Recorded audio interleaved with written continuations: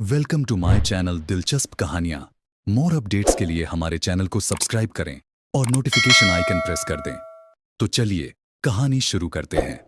तुम फलूरा को नहीं जाने दोगे तो मैं इसे जबरदस्ती अपने साथ ले जाऊंगा। अच्छा, एडगर ने यूं कहा जैसे उसे कोई इंतहाई ताज्जुब खेद खबर सुनने को मिली हो। ये बात तुमने पहले क्यों नहीं बताई? सुनो एडी, फलूरा मेरे नजदीक आकर खौफजदा अंदाज में बोली, इन लोगों से बहस मत करो और अपनी जान बचाकर यहाँ से निकल जाओ।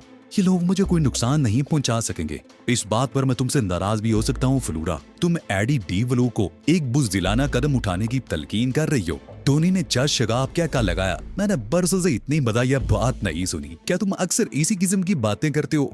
जरूर करता होगा। एडगर ने मेरे कुछ बोलने से कबल तेजी से कहा, अगर इसकी बातें तुम्हें इतनी पसंद आ रही हैं तो इसे पाल लेते हैं। मैं कोई जानवर नहीं हूँ कि तुम मुझे पालने की बातें कर रही हो, मैंने एहतजाजी लहजे में कहा। मेरी ये बात एडगर को बहुत पसंद आई और उसने भी टोनी की तरह एक जोरदार क्या का बुलंद किया। जानवर तो सब पालते हैं, उसने हंसी जब्त करते हुए कहा, लेकिन हमारे शौक जरा मुख्तलिफ किस्म के हैं। फलूरा मेरे कांधे से लगी खड़ी थी। मैं महसूस कर रहा था कि उस पर खौफ गालिब और हाय, उस खौफ की वजह गालिबन ये रही होगी कि वो उन लोगों की सफाकी से वाकिफ थी और उसे मेरे बेगुनाह मारे जाने के ख्याल से खौफ आ रहा था। उसकी इस कैफियत से यह अंदाजा लगाना मुश्किल नहीं था कि वो फील्ड वर्कर नहीं है। उसकी खिदमत सिर्फ बोले बाले लोगों को फांस कर जुए खाने तक ले जाने और फिर उन्हें हरवाने तक ही महदूद मालूम होती थी, वरना फील्ड वर्कर कभी खून खराबे से नहीं घबराते। एक लतीफा और भी तो है, टोनी ने अपने मखसूस अंदाज में कहा। जरा इन्हें देखो, उसने फलूरा की तरफ इशारा किया जो मेरे कंधे से लगी खड़ी थी। इन्हें भी इससे हमदर्दी हो गई है जैसे ये खुद बड़ी वारसा है। फलूरा ने सख्त लहजे में कहा, जरा होश में आकर गुफ्तगू करो। मेरे बारे में गुफ्तगू करते वक्त तुम्हें अपने और मेरे दरमियान फर्क का ख्याल रखना चाहिए। ओहो, टोनी हंसा। बेबी मैंडक को भी जुकाम हो गया। शायद तुमने गौर नहीं किया कि तुम्हें इस कमरे में लाने से हमारा मकसद क्या था। हमारे जीनों में भी दिल धड़कते हैं फलूरा डेयर, एडगर ने खालिस लोफनू के अंदाज में कहा। कुछ चलसरतें मचलती हैं। आज की रात ही नजरों के निकालने की रात है। तुम्हारे इस सुसीन सरापा पर थोड़ा सा हमारा भी हक है। काश कभी तुमने गौर किया होता। एडगर ने एक सर्द आप भरी, लेकिन तुम्हें अपने गाकों से इतनी फुर्सत ही कहाँ कि कभी हम मस्कीनों के बारे में भी गौर करो। गुस्से की शिद्दत से फलूरा कांपने लगी। अपनी औकात में रह कर बात करो एडगर, ये मत भूलो कि तुम्हारी कोई गलत हरकत तुम्हें किस अंजाम से दो चार कर देगी। ये तुम लोग किस किस्म की गुफ्तगू कर रहे हो? मैंने परेशानी का मुजाहरा किया। तुम्हारी एक बात भी मेरे पल्ले नहीं पड़ रही। कैसी हरकतें और कहाँ के गाहक? ये बच्चों के समझने के मामलात नहीं है। टोनी ने मुझे चिमकारा, लिहाजा तुम्हें इन मामले में दखल अंदाजी नहीं करनी चाहिए। लेकिन हम वादा करते हैं कि जो कुछ भी करेंगे तुम्हारी आंखों के सामने ही करेंगे। वो दोनों अभी तक दरवाजे के सामने खड़े थे और उनका अंदाज ऐसा था जैसे फरार होने की कोशिश तक करने का मौका देने के लिए तैयार ना हो। शुक्रिया, मैंने बड़ी ममनूनियत से कहा। इतनी बात तो मेरी समझ में आ गई कि तुम लोग मेरी फलूरा को मुझसे छीनोगे नहीं, हरगिज नहीं। एडगर ने कहा, हम इसे भला तुमसे क्यों चीरने लगे? हम इसे तुम्हारे सामने दरियाफ्त करेंगे। हमारा लुत्फ भी दोबाला हो जाएगा और तुम्हें भी सने बरूग तक पहुंचने में मदद मिलेगी। तुम लोग हाथ से गुजर रही हो। फलूरा की मुठियां बेंच गईं। मैं तसव्वुर भी नहीं कर सकती थी कि तुम लोग इतने घटियापन का मुजाहरा भी कर सकते हो। ज्यादा बारजा बनने की कोशिश मत करो। टोनी ने उसे घूरा, यह मुकालमे इससे बोलना जो तुम्हारे करतूतों से वाकिफ ना हो। फिर हम क्यों महरूम रहें? बिल्कुल महरूम मत रहो। मैंने सारी लाया, महरूम रहना बहुत खराब बात है। उससे एहसास महरूमी पैदा होता है जो बहुत से जराइम का सबब बन जाता है। तुम खामोश रहो, फलूरा बिगड़ गई। तुम खामोश रहो, फलूरा बिगड़ गई। तुम एक खामड़ आदमी हो। जो बात समझ में ना आए उसमें दखल मत दिया करो। ये बात समझ में नहीं आ रही? दमदन एडगर बुड़बुड़ाया। कोई शख्स इस कदर अहमक नहीं हो सकता और अगर हो तो इस कदर दौलतमंद नहीं हो सकता। एडगर की इस तजविये पर टोनी और फलूरा दोनों ही चौंक पड़े। एडगर ने ऐसी बात की विकी से नजरअंदाज करना आसान नहीं था। उसकी बात में वजन था। अहमक तो तुम खुद होगे मिस्टर, मैंने बड़ी संजीदगी से कहा। मैं अपने बारे में ऐसी बातें सुनने का आदी नहीं हूँ। तुम जैसे मालूम नहीं कितने लोग मेरे मुलाजिम हैं और इसका ख्याल भी मत रखना कि मैं तुम लोगों की बातें नहीं समझ रहा। मुझे अंदाजा हो गया कि तुम लोग फलूरा के साथ कोई गलत हरकत करना चाह रहे हो, इसलिए मैंने फैसला कर लिया है कि फलूरा को लेकर यहाँ से चला जाऊं। मैंने फलूरा का हाथ पकड़ते हुए था और तुम लोगों की बेहतरी इसी में है कि मुझे रास्ता दे दो। हमारे हाथों में खिलौने नहीं है, रिवाल्वर हैं। टोनी ने कहा, इधर तुमने एक कदम उठाने की कोशिश की और उधर हमने फायर कर लिया। मैं यूं साकतु सामित हो गया जैसे अभी तक इस हकीकत से बेखबर रहा हूँ। मेरी हालत देखकर दोनों ही क्या के लगाने लगे और मेरी खौफजदगी से महफूज हो रहे थे। तुम यहाँ से चले जाओ, फलूरा ने कपकपाती आवाज में कहा। मुझ पर जो भी गुजरेगी भुगत लूंगी। लेकिन मेरी खातिर तुम खुद क्यों खतरे में अपने आप को डाल रहे हो? इसलिए कि तुम मेरी लक हो और कोई शख्स भी किस्मत से दामन नहीं बचा सकता। वैसे भी किसी को खतरे में छोड़कर चले जाना एडम डी फरू की रवायत के खिलाफ है। अब हम अपनी रिवायत का अमली नमूना पेश करेंगे। एडगर ने कहा, लिहाजा तुम फलूरा को छोड़कर उधर कोने वाली कुर्सी पर बैठ जाओ। ये मुमकिन नहीं है। मैंने फलूरा को खुद से और करीब करते हुए कहा, तुम दोनों में से किसी में हिम्मत हो तो मुझे फलूरा से दूर करके दिखा दे। मालूम होता है तुम्हारा दिमाग खराब हो गया है। एडगर ने मुझे घूरते हुए कहा, अगर तुम इससे दूर ना हुए तो मैं तुम्हें गोली मार दूंगा। गोली मारना तो तुम्हारे इख्तियार में है, लेकिन मुझसे अपना हुक्म मनवाना तुम्हारे इख्तियार में नहीं है। हम अपने अहकामात मनवाना खूब जानते हैं। एडगर ने रिवाल्वर जेब में रखते हुए कहा और फिर टोनी को इशारा करता हुआ मेरी तरफ बढ़ने लगा। क्या तुम पागल हो गए हो?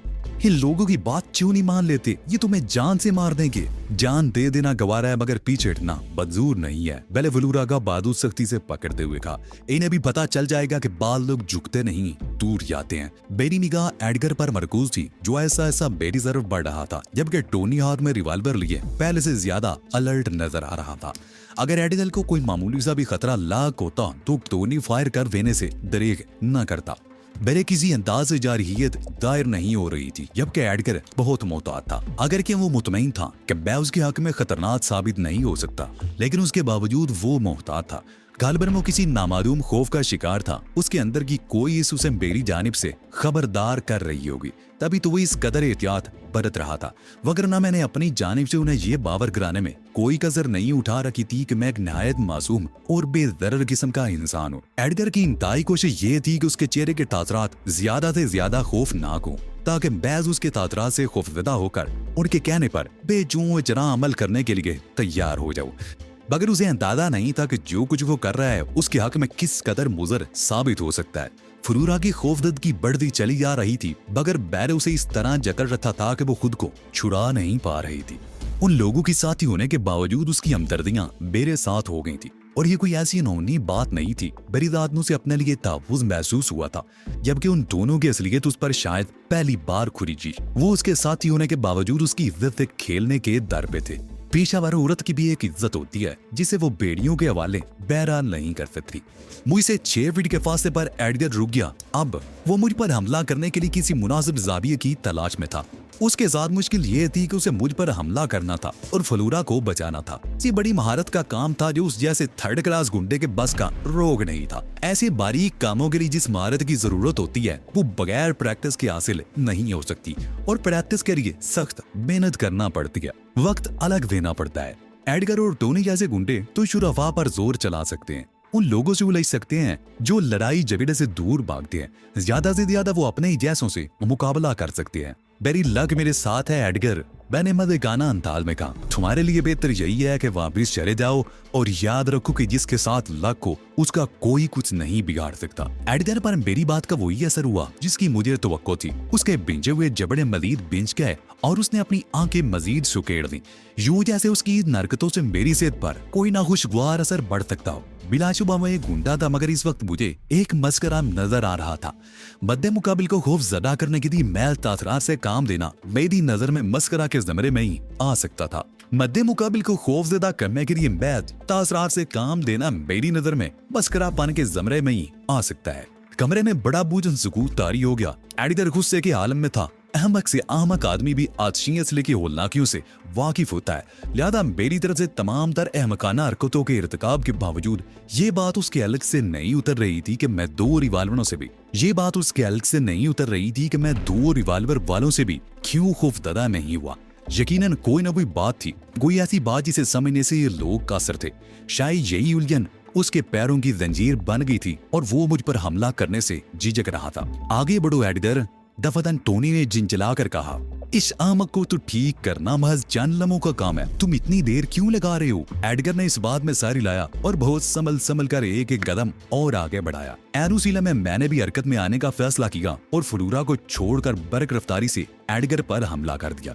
पहले मैंने उसके सर पर हवा से बेगाना कर देने वाली जरब लगाई। एडगर को हाथ पैर हिलाने तक का मौका नहीं मिला था। सर पर जरब लगने की वजह से उसकी आवाज जवाब दे गए, लेकिन मैंने उसे गिरने तक की मोहलत नहीं दी और इंतहाई फुर्ती से उसे दोनों हाथों की मदद से सर से ऊपर बुलंद किया और पूरी कुव्वत से टोनी पर दे मारा। डायमंड वजनी एडगर उसे टकराया और टोनी अपने हकम में कमरे के दरवाजे से बुरी तरह टकराया। कमरे की महदूद फिजा में एक धमाका सा हुआ। रिवॉल्वर टोनी के हाथ से निकल चुका था। खुद उसके मुंह से कर्म में डूबी हुई एक करा खारिज हुई। उसके दोहरी चोट लगी थी। वजनी एडगर को मैंने उस पर फेंक दिया था और फिर वो दरवाजे से भी टकराया था। एडगर तो पहले ही बेहोश हो चुका था। टोनी बेहोश तो नहीं हुआ था, मगर उसकी हालत कुछ ऐसी ज्यादा ठीक भी नहीं थी। चोट, सदमे और ज़हनी झटके ने उसका हुलिया बदल कर रख दिया था। मैंने आगे बढ़कर टोनी के हाथ से गिरा हुआ रिवॉल्वर उठा लिया। वो टोनी को उसकी जद पर ले लिया। अपने पैरों पर खड़े हो जाओ टोनी, मैंने रिवॉल्वर लहराते हुए कहा। मुझे मालूम है कि मौका मिलते ही तुम एडगर की जेब से रिवॉल्वर निकालने की कोशिश करोगे। टोनी के पास तामील के सिवा कोई चारा नहीं था। वो दरवाजे का सहारा लेकर बदिक्कते तमाम अपने पैरों पर खड़ा हो सका। फलूरा सन्नाटे के आलम में ये सब कुछ देख रही थी। ऐसा मालूम हो रहा था जैसे उसे सख्ता हो गया हो। अपनी खैरियत चाहते हो तो चुपचाप उधर कुर्सी पर बैठ जाओ। थोड़ी सी भी गलती करने की कोशिश की तो मेरी कारकर्दगी तुम देख ही चुके हो। टोनी लड़खड़ाता हुआ बड़ी मुश्किल से कुर्सी तक पहुंचा और उस पर ढेर होगा। मैं रकम से भरा हुआ ब्रीफ केस तुम लोगों के हवाले कर रहा था, मगर तुम ना शुक्र हो। मैंने नफरत से कहा, अगर तुमने इसी पर सबर कर लिया होता तो तुम्हारी ये दुर्गत ना बनती। अब ना तुम्हें जख्म मिलेगी और ना फलूरा। क्यों आनी? मैंने ताई दलम नजरों से फलूरा की तरफ देखकर वो यूं चौंक पड़ी जैसे अभी तक कोई भयानक ख्वाब देख रही थी। क्या कह रहे हो? उसने बर्राई हुई आवाज में कहा और मैं हंस पड़ा। मैं कह रहा हूँ कि तुम मेरी लक हो। जब तक तुम मेरे साथ हो मुझे शिकस्त नहीं हो सकती। पहला मुजाहरा जुए की बेस पर हुआ था और दूसरा अभी अभी हुआ है, और अब तुम भी मेरी इस बात से इख्तलाफ नहीं कर सकती। फलूरा ने मेरी तरफ देर पलकें झिपकाई जैसे उसकी समझ में कुछ ना आ रहा हो, मगर मैं टोनी की तरफ मुतवज्जो हो चुका था।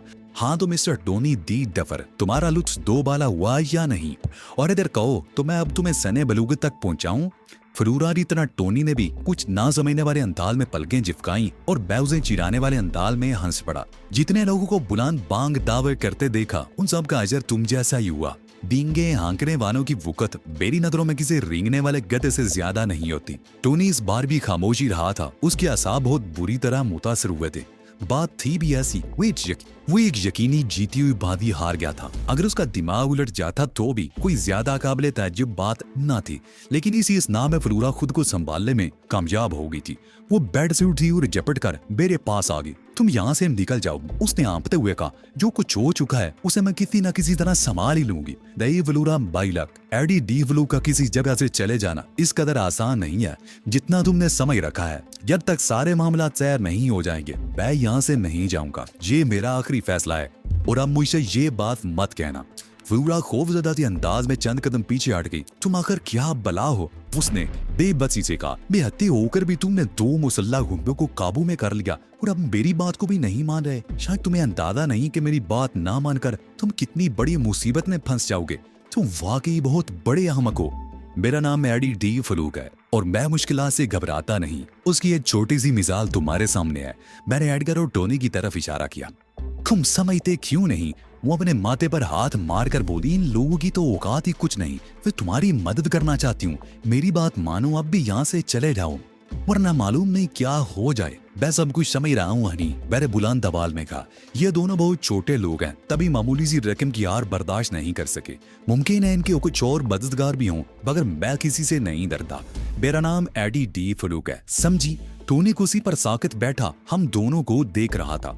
एडगर दरवाजे के साथ बेहिसू हरकत पड़ा था और मैं रिवॉल्वर बदस फलूरा के मद्दे मुकाबिल खड़ा था। फलूरा की समझ में नहीं आ रहा था कि वो मुझे यहाँ से जाने पर किस तरह रजामंद करे। उसे मुझसे हमदर्दी हो गई थी और इसी वजह से वो मेरे साथ भलाई करने की ख्वाह थी, वरना उसकी बला से मुझ पर कुछ भी गुजरती उसे क्या दिलचस्पी थी। अच्छा मुझे एक बात तो बताओ, उसने बड़ी बेबसी से कहा। तुम मुझे क्या समझते हो? तुम मेरी लक हो, मैंने नहायत सादगी से कहा। इसके अलावा मैं कुछ और समझना भी नहीं चाहता। अगर तुम वाकई ऐसा समझते हो तो क्या तुम मेरी एक मामूली सी बात भी नहीं मान सकते? इस वक्त तुम यहाँ से चले जाओ, मैं तुमसे बाद में मिल लूंगी, लेकिन अगर तुमने मेरी बात ना मानी तो मैं तुमसे कभी नहीं मिलूंगी। तुम एडी डी फ्लूक को मैदान छोड़ने की तलकीन कर रही हो और मैं तुम्हें बता चुका हूँ कि ये किसी कीमत पर मुमकिन नहीं है। जब तक ये मामला खत्म नहीं हो जाता मैं यहाँ से नहीं चलूंगा। सही बात कि तुम मुझे नहीं मिलोगी तो मैं इन धमकियों में आने वाला नहीं हूँ। तुम मुझे मिलो या ना मिलो, लेकिन मैं इन दोनों को नहीं छोड़ूंगा। इन्होंने एडम पी फ्लूक को ललकारा है, मैं इन्हें ऐसी सजा दूंगा कि ये जिंदगी भर याद रखेगी। तो आखिर हो क्या चीज, फ्लोरा जिच हो गई। तुम पर किसी बात का असर ही नहीं होता। मैं टोनी को मौका दे रहा था, मुझे यकीन था कि वो मुझे गाफिल पाकर मुझ पर हमला करने की कोशिश जरूर करेगा। दूसरी तरफ ये भी था कि मैं खास मकसद के तहत क्राउन नाइट क्लब में दाखिल हुआ था। अगर मैं टोनी और एडगर जैसे हुर्दो सुलझकर लूट जाता तो मेरा वक्त ही जाया होता। मेरा ख्याल था कि जल्द या बदेर कोई ना भी मुदाखलत जरूर करेगा, लेकिन अब मुझे अपने ख्याल पर नजरसानी करनी पड़ गई। अगर किसी जानिब से मुदाखलत होती तो अब तक हो चुकी होती। मैं ये समझने से कासिर हूं कि तुम किस बात से खौफजदा हो। मैंने फ्लोरा की आंखों में जेबते हुए कहा, मुझे यूं महसूस होता है कि जैसे तुम्हें कोई खौफ है और तुम मुझसे बात करते हुए हिचकिचा रही हो। जो शख्स अपना दुश्मन खुद हो जाए कोई उसके लिए कुछ नहीं कर सकता। फ्लोरा बुड़बुड़ाई, फिर ऊंची आवाज में बोली, तुम्हारा जो जी चाहे करो, मैं अब किसी मामले में मुदाखलत नहीं करूंगी। जिस वक्त फ्लोरा ये बात कह रही थी मेरी पुश्त टोनी की तरफ थी। मैंने महसूस किया कि जुमला खत्म करते करते फ्लोरा की आंखें खौफ से फैल गई थी। यकीनन टोनी मुझ पर हमला करने के लिए हरकत में आया था। मैं बड़ी फुर्ती से पलटा। टोनी ब्रीफ केस लिए मुझ पर झपट रहा था। मुझे पलटते देखकर मुझ पर हमला कर बैठा, लेकिन मैंने न सिर्फ उसका वार खाली कर दिया बल्कि उसकी ठोड़ी पर भरपूर कुव्वत से एक घूंसा भी रसीद कर दिया। टोनी के हल्क से दर्द भरी हुई एक करा खारिज हुई और वो चलकर दूर जा पड़ा। ब्रीफ केस उसके हाथ से छूट गया था और उसने दोनों हाथों से अपनी ठोड़ी दबा रखी थी। मैं लपक कर उसके सर पर पहुंच गया और गिरेबान से पकड़कर उसे खींच कर खड़ा कर दिया। तुम्हें कुछ अंदाजा हुआ टोनी कि तुम्हारी हैसियत मेरे मुकाबले में क्या है? मैंने उसे झिंझोड़ कर कहा। मैं तुमसे माफी चाहता हूँ, टोनी ने अटक अटक कर कहा। उसकी बांचों से खून बह रहा था। मैंने उसे एक जोरदार धक्का दिया और वो एक बार फिर लड़खड़ाता हुआ फर्श पर गिर पड़ा। तुमने मुझसे माफी मांगी है टोनी, इसलिए मैंने तुम्हें छोड़ दिया है। लेकिन अब जो कुछ मैं तुमसे पूछूंगा, अगर तुमने इसके दुरुस्त जवाब ना दिए तो मैं तुम्हारी किसी टूट फूट का जिम्मेदार नहीं हूंगा।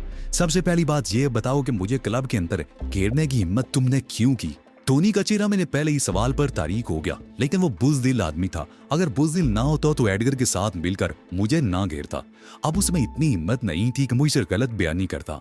इस वक्त तो वो किसी तरह अपनी जान छुड़ाने के दर पे था। तुम बहुत बड़ी मुसीबत में फंस गए हो, उसने उठकर दीवार के साथ टेक लगाकर बैठते हुए कहा। जिसे तुम अपनी लक कह रहे हो, इस क्लब की तनख्वाह याफ्ता है। मेरे होंठों पर मुस्कुराहट उभर आई। मैंने तुमसे कहा था कि मुझसे गलत बयानी मत करना, मगर तुमने इब्तिदाई गलत बयानी से की। बताओ मैं तुम्हारा क्या हशर करूं? मैंने कोई गलत बयानी नहीं की। तुम इससे खुद पूछ कर देख लो ये क्लब की मुराद में है या नहीं। टोनी ने खौफजदा से अंदाज में कहा। मुझे सिर्फ ये बता दो कि अगर फ्लोरा क्लब की मुलाजिम है तो इससे मेरे मुसीबत में फंसने का क्या ताल्लुक है? ये तुम्हें फांस कर यहाँ लाई थी और इसी ने तुम्हें हरा दिया था। इसका काम यही है और इस बात की तनख्वाह मिलती है इसे। मैंने फ्लोरा की तरफ देखा जिसके चेहरे पर हवाइयां उड़ रही थी। उसने कुछ कहने के लिए मुंह खोला ही था कि मैंने हाथ उठा के उसे खामोश रहने का इशारा किया और टोनी से बोला, तुम्हें ये एहसास भी नहीं कि तुम किस दर्जे की दरोगोई कर रहे हो? फ्लोरा ने मुझे हरवाया नहीं बल्कि जितवाया है। मुझे इससे गरज नहीं कि ये किसकी मुलाजिम है और क्या करती है। मैं तो सिर्फ ये जानता हूँ कि यह मेरी लक है। और दूसरी बात यह कि मुझसे गैर मुतल्लक बातें मत करो। जो सवाल मैंने किया था मुझे सिर्फ उसका जवाब चाहिए। मैं और एडगर इस क्लब के मुलाजिम में टोनी में अटक अटक कर कहा। हम यहाँ आने वालों को शार्पिंग करके हराते हैं जिसके इवज में माकूल रकम मिलती है। तो ये बात है। मैंने तफहीमी अंदाज में यूं जारी लाया जैसे टोनी ने कोई इंकशाफ किया हो, हालांकि मैं इस हकीकत से पहले ही बाखबर था। लेकिन तुम किस किस्म के शार्पर हो कि मैं तुम्हारे सामने से जीत कर उठा? कभी कभी ऐसा भी हो जाता है। जब किस्मत किसी के साथ होती तो शार्पिंग करने के बावजूद हम हार जाते हैं, लेकिन हम उस शख्स से रकम बाद में छीन लेते हैं।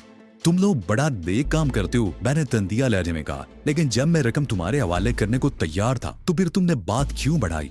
टोनी अपने होंठों पर जबान फेल कर रह गया। उसके मुंह से कोई आवाज ना निकल सकी थी। इसलिए ना कि तुम्हारी नीयत फ्लोरा पर खराब हो गई थी। मैंने तमस्कराना अंदाज में कहा, तुम्हारी और फ्लोरा की अजीतों में ऐसा क्या बर्फ होगा कि फ्लोरा तुम्हारे लिए शजरे ममनुआ बनकर रह गई होगी? ज्यादा तुमने इस मौके से फायदा उठाने का फैसला किया। मैं ठीक कह रहा हूँ ना? टोनी ने इस बात में सारी लाया। उसकी सारी अकड़फून निकल कर रह गई थी और वो खौफजदा भी नजर आने लगा था। अचानक दरवाजे का हैंडल घूमता दिखाई दिया। मैंने बेइख्तियार रिवाल्वर का रुख दरवाजे की तरफ कर दिया, मगर अंदर आने वाली एक हुसीनो जमील लड़की थी। कमरे का मंदिर देखकर उसकी आंखें खौफ से फैल गई थी। यहाँ क्या हो रहा है? उसने बमुश्किल कहा। मैंने रिवॉल्वर की नाल झुकाई। कोई खास बात नहीं है, मैंने बेपरवाही से कहा। कुछ गलतफहमियां पैदा हो गई थी जिन्हें हम लोग दूर करने की कोशिश कर रहे थे। लड़की ने अजीब सी नजरों से मुझे देखा, फिर टोनी और एडगर को देखा। बास तुम लोगों को तलाश कर रहा था, उसने टोनी से कहा। लेकिन तुम लोग बेरी ख्वाबगाह में क्यों दाखिल हुए और ये शख्स कौन है? फिर तुमसे कह रही थी यहाँ से चले जाओ, मगर तुम नहीं माने। फलूरा ने सरगोशियाना अंदाज में कहा। अब भुगतो। अच्छी लड़की, ये बात मुझसे पूछो, मैंने बुलंद आवाज में कहा। ये लोग जबरदस्ती मुझे यहाँ ले आए थे और फलूरा के लिए भी इनके अदाएं अच्छे नहीं थे। मगर तुम कौन हो? उसने एरिस से कहा। मैंने पहले तो तुम्हें कभी नहीं देखा। मैं पहली बार यहाँ आया था और इस मेहरबान लड़की फलूरा के साथ फ्लैश खेलने गया था। ये दोनों खेल में मुझसे हार गए। मैं जीती हुई रकम लेकर जा रहा था कि इन्होंने हम दोनों की सरायदारी में रोक लिया और रिवॉल्वर की नाल पर इस कमरे में ले आए। मैं रकम इनके हवाले करने को तैयार था, मगर मैं ये नहीं बर्दाश्त कर सकता था कि ये फलूरा पर बुरी नजर डालें। इन्हीं साल को मैंने पहुंचाया है। फलूरा के अंदाज से यूं मालूम हो रहा था जैसे उसके जिस्म में जान ही ना रह गई हो। शायद वो इस बात से खौफजदा थी कि कहीं ये बात दूसरे लोगों तक ना पहुंच जाए। उसे ये खौफ होगा कि मालूम नहीं मेरे साथ किस किस्म का सलूक किया जाए। हाथे में जो मर्सिडीज खड़ी हुई है वो कहीं तुम्हारी तो नहीं है? उस लड़की ने पूछा। हाँ, वो मेरी ही गाड़ी है, मगर तुम्हें उस गाड़ी का इल्म किस तरह हुआ? बास बहुत परेशान है। एडगर, टोनी और फलूरा का कोई पता नहीं चल रहा था और फिर एक मर्सिडीज हाथे में मौजूद थी जिसका कोई दावेदार भी नहीं था। पूरा क्लब खाली हो चुका है और अब अगर तुम यहाँ से जाना चाहो तो भी ये मुमकिन नहीं है कि तुम बास की इजाजत के बगैर यहाँ से बाहर निकल नहीं सकोगे।